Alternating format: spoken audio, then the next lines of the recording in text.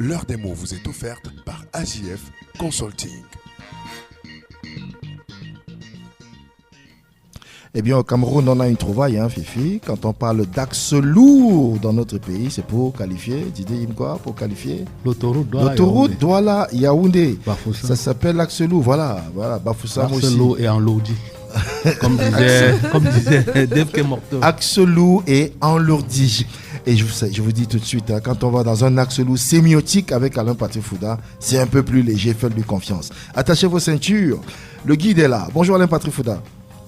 Bonjour Didier Imkwa, bonjour Fifi, mesdames et messieurs, bonjour. Bonjour on est tout tué, vous nous amenez, on vous suit dans cet axe lourd sémiotique. Et oui, c'est un voyage dans l'espace, dans le temps et également dans le sens. Je vous amène ce matin en promenade dans plusieurs villes du Cameroun, non pas pour profiter des saveurs locales, ce sera pour une autre fois, mais plutôt pour nous réapproprier la signification sociale des noms attribués historiquement à ces villes. J'en ai choisi 3. Akonolinga, Yaoundé et Mbouda. Commençons par Akonolinga, situé dans la région du centre, chef-lieu du département du Nyon-Infumu. C'est cette ville en l'honneur de laquelle l'artiste Papillon a consacré une chanson du même nom. Akonolinga, pour celles et ceux qui ne le savent pas, c'est une contraction de deux patronymes, Akono et Olinga, des noms de deux braves guerriers morts au cours d'une bataille intercommunautaire en 1906. Mais dans le discours social, lorsque vous prononcez le mot Akonolinga, si précisément vous parlez des filles originaires de cette ville, vous pourriez voir se dessiner sur les visages alentours des sourires malicieux et coquins. Pourquoi ? Eh bien parce qu'il se dit que les filles Akonolinga sont les meilleures petites. Jean-Pierre Sommet avait repris dans une chanson ce théorème social qui dit « La meilleure petite est celle qui libère » et il se dit que les filles Akonolinga libèrent même quand vous n'avez pas explicitement demandé. C'est ça le discours social défini comme tout ce qui se dit ou s'écrit dans une société. Cap sur Yaoundé, la capitale politique du Cameroun, située à 108 km d'Akonolinga. Yaoundé, c'est la ville aux 7 collines. Avant l'arrivée des Allemands, cette ville s'appelait Epsum, ce qui, dans la langue des habitants de la région, les Ewondo, signifierait chez Essomba, le patronyme d'une élite locale. Quand arrivent les Allemands, ils demandent à des paysans qui ils sont et ces derniers leur répondent Niaondo, ce qui signifie semeur d'arachides. Les étrangers auraient déformé ça en Yaoundé, qu'on appelait à l'époque Yaoundé-Stadt. Selon d'autres interprétations rapportées par Jeune Afrique, la ville aurait été ainsi baptisée en raison de son importante population, les gens étant aussi nombreux que des grains d'arachides. À croire que ce qu'il disait Arafat avait existé à cette époque, les Yaoundéens auraient été qualifiés de Chinois. Bref, les mots ont un sens et le sens des mots peut évoluer en fonction des interactions sociales.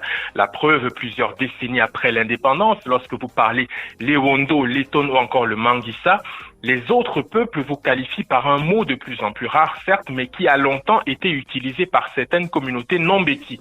C'est le mot Yaoundé, avec un accent grave. Les Yaoundé, un vocable générique qui regroupe machinalement les locuteurs Ewondo, Eton, Vele, Manguissa, Boulou, mais qui fustige en même temps des comportements ou des traits supposément caractéristiques tels que la consommation excessive d'alcool, et je citerai aussi le goût très prononcé pour cette discipline réservée aux adultes et qui ne deviendra jamais un sport olympique, hélas.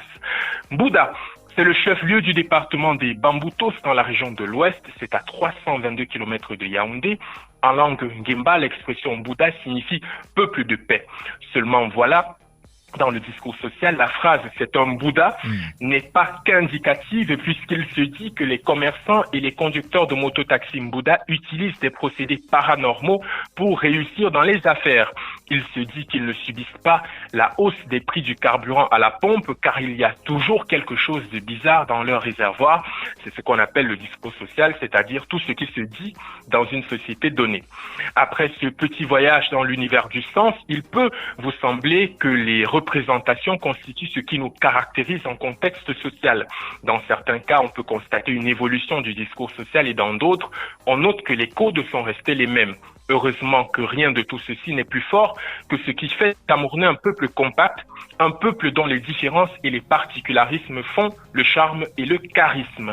À lundi pour un autre numéro de l'heure des mots sur ABK Radio. Rappelons que l'arrêt Andikinime qui et tout cela n'étant pas obligatoire, on y reviendra la prochaine fois.